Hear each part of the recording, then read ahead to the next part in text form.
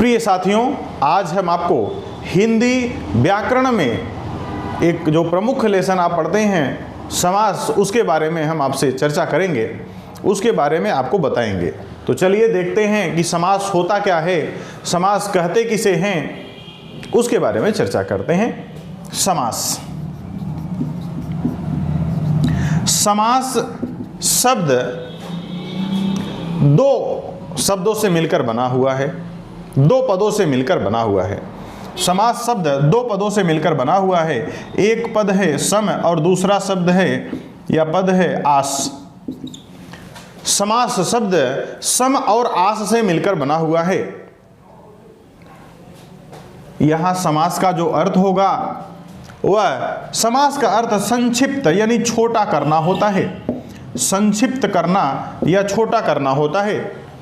समास का मतलब कि अगर कोई बड़े पद या उपवाक्य हैं उसको छोटा करके लिख देना या दो शब्दों को मिलाकर लिख देना होता है। जैसे हमारे सामने शब्द है नीला है कमल जो, नीला है कमल जो, यानी एक ऐसे कमल की बात हो रही है जो नीले रंग का है, अर्थात नील कमल की बात हो रही है। किसकी बात हो रही है? नील कमल की बात हो रही है। यानी एक नया शब्द आपको मिला नील कमल, इसका अर्थ होता है एक ऐसा कमल जो नीले रंग का है, एक ऐसा कमल जो नीले रंग का है, यानी नील कमल की बात हो रही है। अब ये हम इतना बड़ा ना बोल करके नीला है कमल जो, हम केवल इतना कह सकते हैं नील कमल। नील कमल का अर्थ भी हो जाएगा नीला है कमल जो, यानी इस पूरे बड़े से पद को हम, बड़े से पदों के समूह को हम एक छोटे से शब्द के माध्यम से व्यक्त करते हैं, इसे समास कहते हैं। क्या कहते हैं? समास। इसी नील कमल को अगर हम इस प्रकार बोलें कि नीला है कमल जो, विस्तारित कर रहे हैं, तो इसे व्यास कहते हैं। क्या कहते हैं? व्यास। व्यास का मतलब होता है विस्तार करना, व्यास का अर्थ होता है विस्तार करना। इसे आप कह सकते हैं समास विग्रह कर रहे हैं, समास विग्रह कर रहे हैं, यानी समास का विस्तार कर रहे हैं। समास विग्रह कर रहे हैं यानी जिन पदों से मिलकर समास बना हुआ है उसे तोड़ रहे हैं, उसे अलग कर रहे हैं। यह समास विग्रह का अर्थ होगा समास को विस्तारित करना, उसके पदों को अलग कर देना।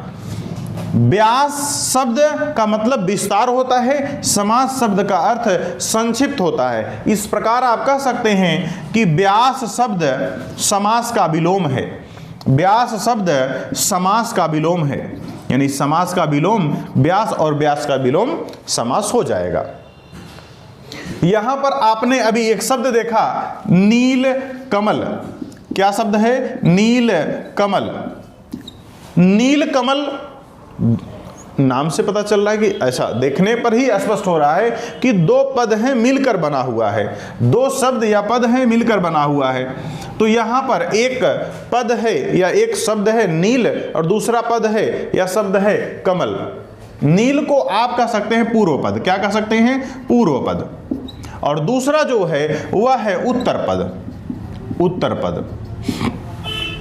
अब समास में इसी पदों के अनुसार पर पूर्व पद और उत्तर पद, इनकी प्रधानता के आधार पर विभेद किया गया है। प्रधानता के आधार पर, प्रधानता के आधार पर समास में विभेद किया गया है। सामान्यतः प्रधानता के आधार पर समास को चार भागों में बांट देते हैं, चार भेद कर देते हैं समास में। हो सकता है पहला पद प्रधान हो किसी समास में, या दूसरा पद प्रधान हो।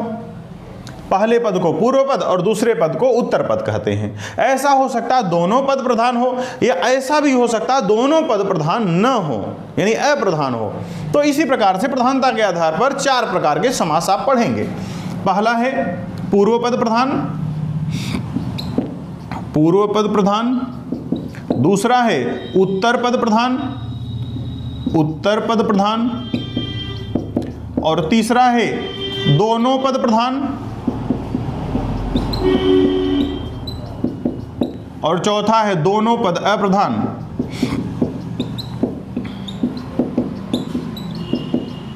ये प्रधानता के आधार पर समास के 4 भेद हो गए।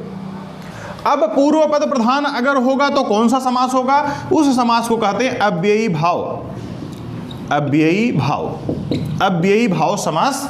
अगर किसी समास में पूर्व पद यानी पहला पद प्रधान है तो वह अव्ययी भाव समास कहलाएगा। यदि दूसरा पद प्रधान है यानी उत्तर पद प्रधान है तो वह समास तत्पुरुष समास कहलाएगा। वह तत्पुरुष समास कहलाएगा। या किसी समास में दोनों पद प्रधान हैं तो वह द्वंद्व समास कहलाएगा। द्वंद्व समास कहलाएगा। या दोनों पद अप्रधान यानी किसी अन्य पद की प्रधानता हो, दोनों पद जो हैं दोनों अप्रधान हैं, प्रधान नहीं है दोनों, कोई अन्य अर्थ निकल रहा है उस समासिक शब्द का, तो दोनों पद अप्रधान हैं, वह बहुब्रीहि समास कहलाएगा। बहुब्रीहि समास। तो प्रधानता के आधार पर यही 4 भेद होते हैं समास के। अब यहां पर तत्पुरुष समास को 2 भागों में बांट दिया गया है। तत्पुरुष समास को 2 भागों में बांट दिया गया है। एक को कहते हैं कर्मधारय और दूसरा है द्विगु समास। मूल रूप से आपको यही 6 समास पढ़ने होते हैं। इन्हीं 6 समास के बारे में पढ़ना होता है। तो आपने जैसा देखा कि समास में एक है अव्ययी भाव समास, अव्ययी भाव। दूसरा हो गया तत्पुरुष समास। तीसरा, अब तत्पुरुष के 2 भेद होते हैं। हिंदी व्याकरण में आप उन दोनों को भी अलग अलग करके पढ़ते हैं। एक है कर्मधारय और चौथा है द्विगु समास। ये कर्मधारय और द्विगु तत्पुरुष के भेद हैं। इसके बाद 5वां समास है द्वंद्व और अंतिम 6वां समास है बहुब्रीहि, बहुब्रीहि समास। इस प्रकार से हिंदी व्याकरण में आप समास के यही 6 भेद पढ़ेंगे। प्रधानता के आधार पर भेदों की बात की जाए तो 4 भेद आप कहेंगे। प्रधानता के आधार पर समास के 4 भेद होते हैं। लेकिन सामान्य रूप से अगर हिंदी व्याकरण में समास के भेद के बारे में चर्चा की जाए तो आप कहेंगे अव्ययी भाव समास, तत्पुरुष समास, कर्मधारय समास, द्विगु समास, द्वंद्व समास और बहुब्रीहि समास। तो ये क्या हैं, इन्हें हम कैसे पहचानेंगे, उसके बारे में चलिए चर्चा करते हैं। अव्ययी भाव समास यानी ऐसा समास जिसका पूर्व पद प्रधान हो, प्रधान यानी मुख्य हो, और मुख्य होगा तो आप देखेंगे अव्ययी भाव समास में पहला पद अव्यय मिलेगा। आपको अव्यय मिलेगा, जैसे एग्जाम्पल के साथ देखेंगे।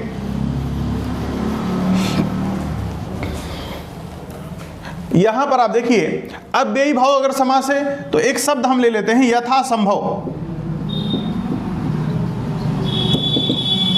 यथा संभव समस्त पद है। यह 2 पदों से मिलकर बना है, एक है यथा और दूसरा है संभव। इन 2 शब्दों में यो यथा शब्द है यह अव्यय शब्द है और संभव के साथ जुड़ा हुआ है। तो अव्यय शब्द पूर्व पद है और यह पूर्व पद है, इसकी प्रधानता है। इसकी प्रधानता होने की वजह से यह अव्ययी भाव समास हो जाएगा। सामान्य रूप से आप देखना चाहें तो इस प्रकार देख सकते हैं कि समस्त पद में अगर पूर्व पद प्रधान और अव्यय होता है तो वह अव्ययी भाव समास होता है। जैसा यथा शब्द अव्यय है। अव्यय किसे कहते हैं? ऐसे शब्द जिसमें विकार उत्पन्न ना हो, ऐसे शब्द जिसमें विकार उत्पन्न ना हो यानी परिवर्तन ना किया जा सके, वही अव्यय होता है। तत्पुरुष समास में 6 भेद होते हैं। जैसे इसका एग्जाम्पल अगर आप देखना चाहें तो राजकुमार, राजकुमार, यहां कुमार की बात हो रही है। प्रधानता किसकी है? कुमार की प्रधानता है। कुमार कैसा है? राजा का कुमार है यानी राजा का पुत्र है।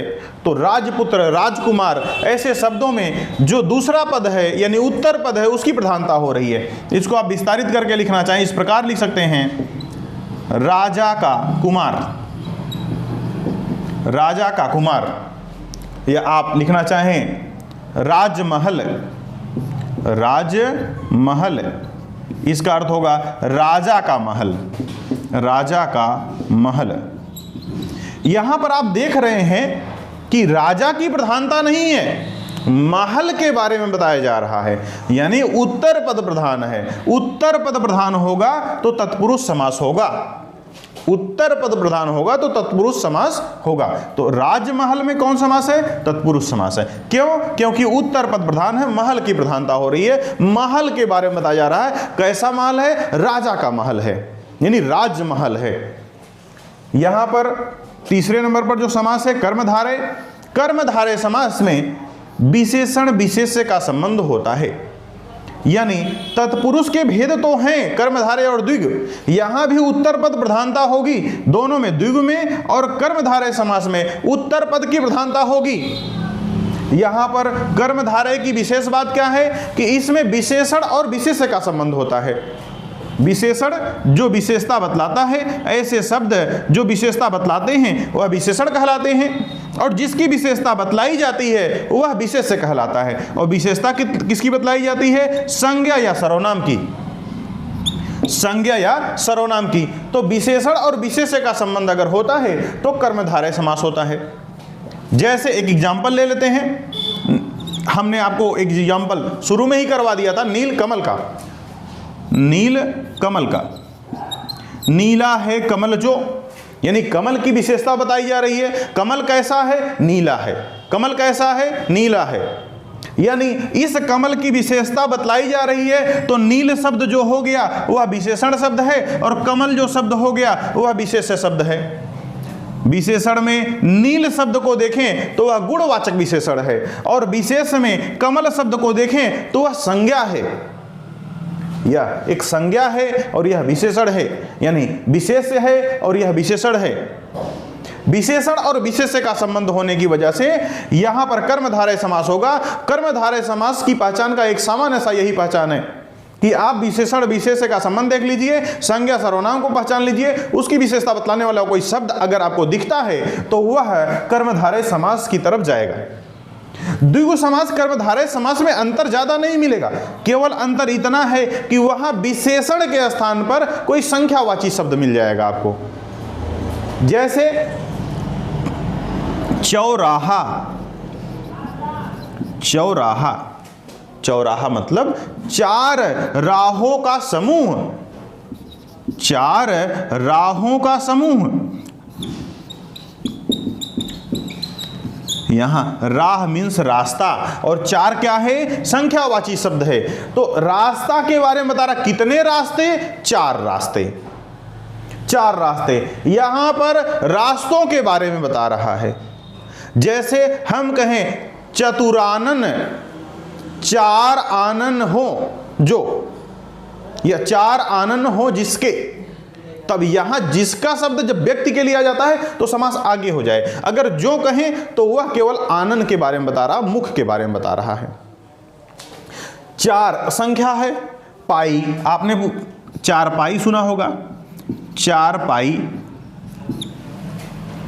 पाई मतलब पैर, और जिसके पास चार पैर हो। गांव में आप चारपाई जिसपे सोते हैं आप खटिया बोल सकते हैं। हाँ बिल्कुल, चारपाई चार पायों का समूह, और चार पाया भी बोलते हैं, चार पाया, चार पाया, या इसको आप इस प्रकार कह सकते हैं चौपाया। क्या कह सकते हैं? चौपाया। ऐसे जीवों के बारे में बात हो रही है जिसके चार पैर होते हैं, चौपाया। पशुओं के सामान्यतः गाय है, भैंस है, बकरी है, इन सब के पास चार पैर होते हैं, तो उसे चौपाया भी कह सकते हैं। यहां पर समास पूछा जाए चौपाया में कौन समास है, तो चार पैरों का समूह, चार पैरों का समूह। संख्यावाची शब्द आ रहा, चार क्या है? संख्यावाची शब्द है, तो संख्यावाची शब्द होगा तो कौन समास होगा? द्विगु समास होगा। द्वंद्व समास क्या है? द्वंद्व समास में समस्त पद के दोनों पद, चाहे पूर्व पद की बात हो या उत्तर पद की बात हो, दोनों पदों की प्रधानता मिलती है। जैसे द्वंद्व समास की बात करें तो द्वंद्व समास, एक शब्द है माता और दूसरा शब्द है पिता, यानी दोनों को साथ कहना चाहिए, इस प्रकार से कह सकते हैं माता और पिता। इसी और शब्द को अगर हटाकर योजक चिन्ह आप लगा दीजिए, जैसे माता पिता, तो ये समस्त पद हो गया, माता पिता समस्त पद हो गया। यानी दोनों की प्रधानता हो रही है। इसमें ऐसा नहीं प्रतीत हो रहा कि एक पद प्रधान है दूसरा नहीं प्रधान है, दोनों प्रमुखता से शो कर रहे हैं, अपने नाम को दिखा रहे हैं, माता भी हैं और पिता भी हैं। जैसे शब्द ले लें दुख सुख, दुख सुख, यानी दुख भी है सुख भी है, दुख और सुख दोनों की बात हो रही है। सामान्यतः ऐसे पदों को जब आप विग्रह करते हैं तो वहां और शब्द आता है, एवं शब्द आएगा, अथवा यही शब्द मिलते हैं आपको देखने को, दुख और सुख, माता और पिता। तो ये आपके दोनों पद अगर प्रधान हो जाएं, ऐसे समास जिसमें दोनों पद प्रधान होते हैं तो द्वंद्व समास कहलाता है। बहुब्रीहि समास क्या होता है? बहुब्रीहि समास ऐसे सामासिक पद जो कोई अन्य अर्थ में जा रहे हों, जिसका कोई अन्य अर्थ निकल रहा हो। जैसे हमने आप ऐसे सामासिक पद जो अन्य अर्थ में जा रहे हों, जैसे नीलांबर, जैसे नीलांबर शब्द है, नीलांबर का अर्थ क्या होगा? सामान्य रूप से नीलांबर का अर्थ होगा नीला अंबर, नीला वस्त्र। अगर हम इसको इस प्रकार कहें, नीला है वस्त्र जिसका, इसको इस प्रकार कहें, नीला है वस्त्र जिसका। अब आप सोचिए नीला वस्त्र किसका है? किसको नीलांबर कहा जा रहा है? नीला वस्त्र किसका है? तो शनि का। भगवान शनि के बारे में कहा जाता है, उन्हें नीलांबर कहा जाता है। तो यहां शनि, इसका अर्थ अगर आप शनि ले रहे हैं तो आपका यह समास नीलांबर शब्द बहुब्रीहि समास की तरफ चला जाएगा। जैसे एक शब्द और है पीतांबर, पीतांबर पीला है वस्त्र जिसका, अर्थात विष्णु, विष्णु के बारे में बात हो रही है। जैसे गजानन, गजानन यानी गज के समान मुख वाला। गज के समान किसका मुख है? गणेश भगवान का मुख है। यानी यहां गजानन शब्द, आप गजानन शब्द गणेश के लिए प्रयोग कर रहे हैं, नीलांबर शब्द शनि के लिए प्रयोग कर रहे हैं, पीतांबर शब्द विष्णु के लिए प्रयोग कर रहे हैं। एक शब्द प्रचलित है दशानन, दशानन 10 मुखों वाला। 10 मुख किसके थे? रावण के थे। तो 10 मुख रावण के थे, तो दशानन रावण के लिए प्रयोग किया जाएगा। यहां पर दशानन शब्द रावण के लिए प्रयोग किया जाएगा। 10 मुख हैं जिसके, अर्थात रावण। तो यहां पर अर्थात लग गया है तो बहुब्रीहि समास हो जाएगा।